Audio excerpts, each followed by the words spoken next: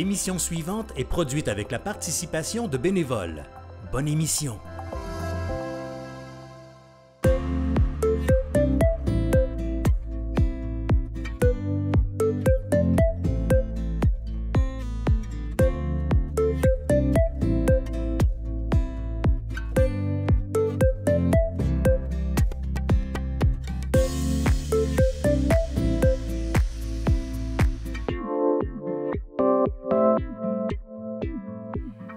Bonjour tout le monde et bienvenue à la nouvelle émission Passion animale sur la chaîne de Nous TV.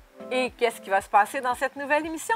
Nous allons rencontrer des chats, des chiens et plein d'autres espèces. Et nous allons avoir aussi des belles chroniques vétérinaires. Et la chronique se fera avec Dr. Jessica Pinard-Simon, vétérinaire. Et pour partir dans le vif du sujet, nous allons rencontrer notre docteur vétérinaire Jessica Pinard-Simon, qui va nous parler de sa médecine vétérinaire et d'où vient cette passion et c'est quoi ton parcours en cheminement vétérinaire?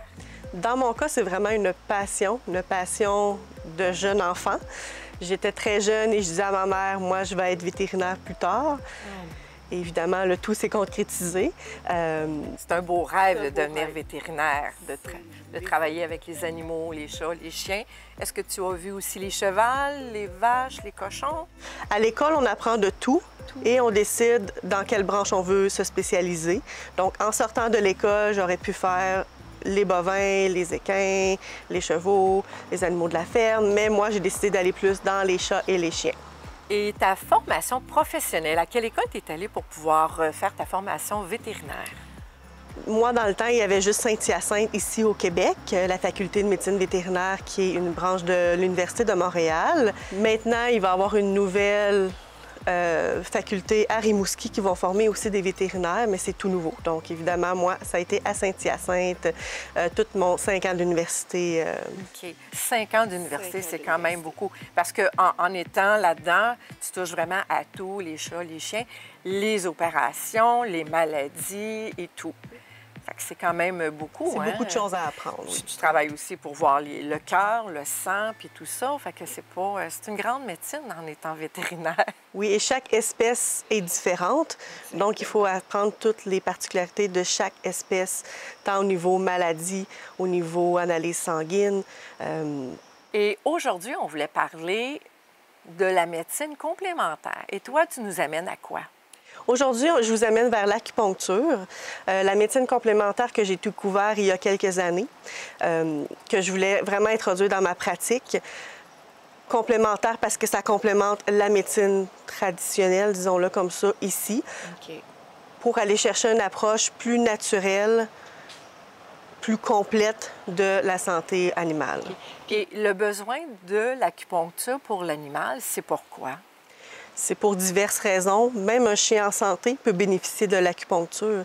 L'acupuncture, ça fonctionne vraiment sur l'énergie. C'est vraiment des chemins énergétiques dans l'animal qu'on appelle des méridiens. Donc, ces méridiens-là doivent être équilibrés.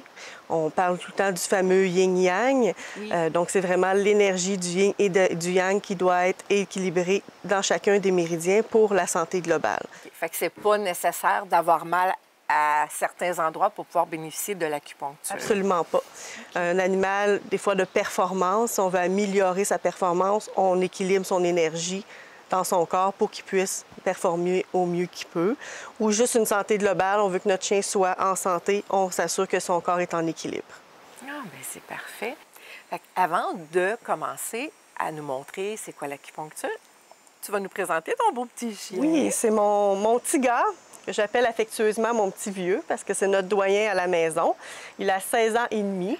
Donc, moi, je lui fais de l'acupuncture depuis environ 2 ans. Ça a été mon cobaye pour ma formation. Donc, C'est quelle race? Il est West Island White Terrier croisé Pinscher. Donc, West Island White Terrier, c'est le chien qui fait les annonces de César, Maggie dans les annonces de César. Et le Pinscher, c'est le mini Doberman, si on peut dire. Le petit mini Doberman. Oui. Donc, un chien, beaucoup de caractère. Donc, on gère son caractère, mais vu qu'il est vieux, il est rendu vraiment plus doux qu'il était. Assis, garçon. C'est une habitude la chose.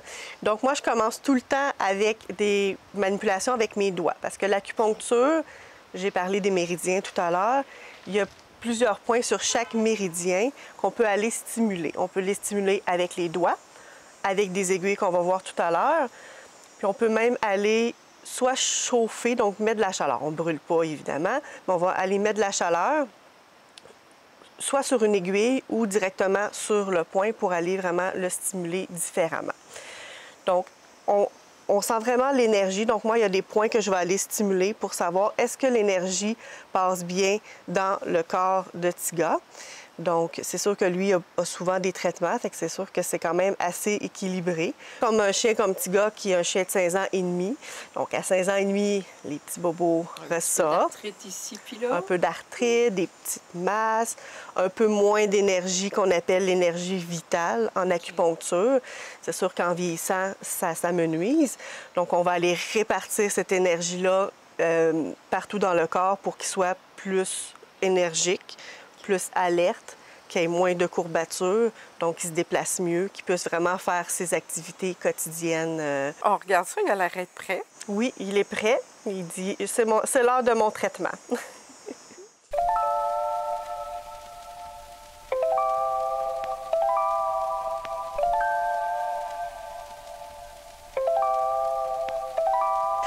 Donc, on va aller travailler au niveau de son rein parce que lui, c'est un vieux chien. Puis le rein, c'est vraiment là qu'on a une faiblesse quand on vieillit la plupart du temps. C'est pas le seul, mais lui, dans son cas, ça fait partie là, de ses faiblesses.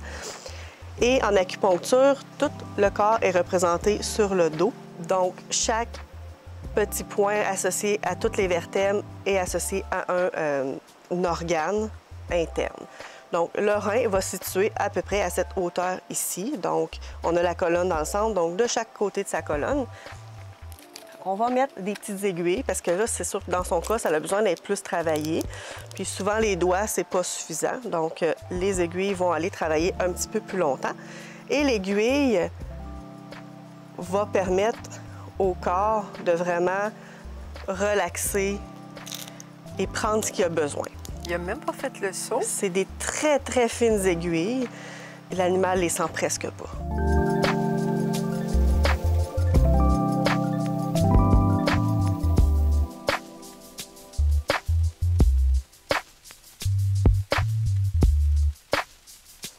Et en plus de son rein, on va aller travailler l'énergie générale de son corps. Donc, moi, j'utilise les petites gaines en plastique pour installer les aiguilles. C'est que je trouve, pour ma part, que l'animal le sent moins si je le fais comme ça. Parce que sinon, juste avec l'aiguille, il faut aller avec une petite rotation. Okay. Je trouve que je la fais pas assez vite pour moi. Okay. Puis le chien le sent plus. Fait qu'avec la petite gaine, j'installe où est-ce que je veux. Je vais aller, on voit moins bien peut-être. Je vais aller tapoter sur mon aiguille. Pop. Puis on va avoir l'aiguille. Et là, je vais aller faire la petite vrille déjà piquée pour aller vraiment aller chercher mon point que j'ai besoin. Puis au niveau énergétique, au niveau de sa tête, ça lui fait quoi? C'est vraiment un effet calmant. Ah, OK. C'est un point d'acupuncture pour vraiment calmer. Et on peut même l'utiliser, là, ça fait drôle, je tire un peu la peau, mais ça fait pas mal. On peut l'utiliser des fois pour aller en anesthésie. On peut injecter un petit anesthésiant qu'on aurait donné dans un muscle, mais si on le met dans le point-là, on en utilise moins et ça a vraiment un effet très relaxant là, pour le chien.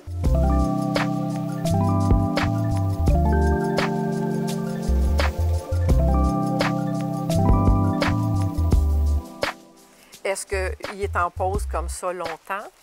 C'est à peu près 15-30 minutes. Ça dépend de ce que le corps a besoin. Okay. Moi, pour ma part, je place des aiguilles. Souvent, je vais aller retravailler d'autres petits points. Parce que sur les pattes, il y a certains chiens qui ne tolèrent pas, ou des chats. Les chats vont tolérer encore moins parce qu'on parle de chiens aujourd'hui, mais l'acupuncture, c'est toute espèce. Des pattes de chat, c'est précieux. Ça n'aime pas se faire toucher. Fait que de mettre des aiguilles, souvent, ça passe moins bien. Fait que souvent, ça, ces points-là, je vais aller les travailler juste avec mes doigts manuellement, qu'on appelle aussi l'acupression, si on veut mettre un nom sur le toucher. Donc, Les pattes, des fois, je travaille un petit peu, ou des points comme en dessous du ventre, que c'est plus sensible. On ne va pas aller mettre une aiguille à cet endroit-là nécessairement. Puis, pendant ce temps-là, mes aiguilles travaillent. Puis moi, je vais aller tester, est-ce que mon aiguille... Puis là, lui, il a le poil un peu long, mais on sent vraiment que, comme voyez-vous, elle a sorti toute seule. OK. Fait Ça veut dire qu'il est prêt. Oui. Quand elle sort toute seule, si le corps en a plus besoin, il l'a rejeté. On va la placer ici. Mais celle-là ici, donc juste en avant, là, vous voyez qu'il y a une petite tension. Fait qu'elle, on la laisse travailler. On va aller voir celle-là ici, elle aussi. Elle est pas mal cachée dans son poil, elle aussi.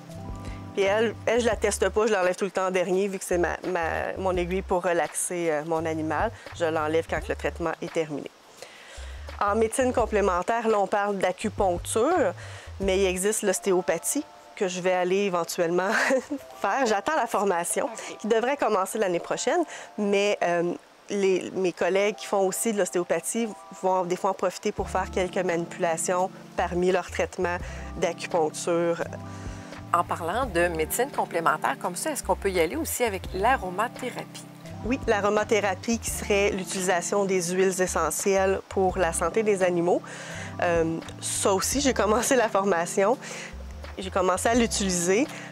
Tiga, justement, a son petit massage avec son huile essentielle à tous les matins, à tous les soirs. Fait 2 fois par jour. Donc, je lui fais un petit massage à rebrousse-poil avec mon huile. C'est plusieurs huiles que j'ai mélangées. OK. Et je fais son petit massage qui va être absorbé par la peau. L'odeur la mieux adaptée, mettons, pour le chien. On parle du chien en ce moment. C'est variable d'un chien à l'autre. Okay.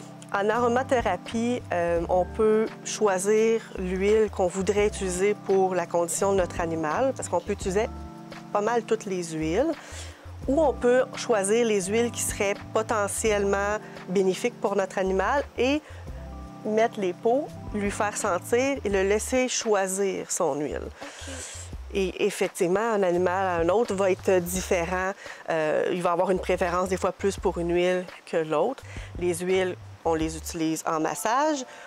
On peut les utiliser par la bouche. Okay. Et on peut les utiliser aussi en diffusion. Donc, il y a vraiment des choses à respecter, par contre, pour l'utiliser chez les animaux. La dilution, c'est la chose la plus importante. Il faut vraiment voir avec quelqu'un, un vétérinaire, qui est habitué de travailler avec les huiles parce qu'on ne veut pas non plus aller chercher des toxicités, intoxiquer notre animal avec les huiles.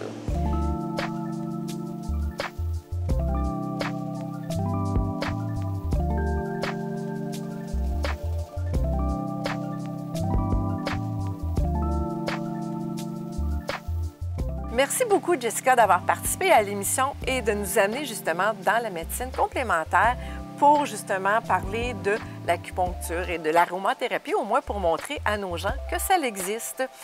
Un gros merci. Et là-dessus, nous, on se retrouve la semaine prochaine pour une nouvelle émission Passion animale sur nos TV.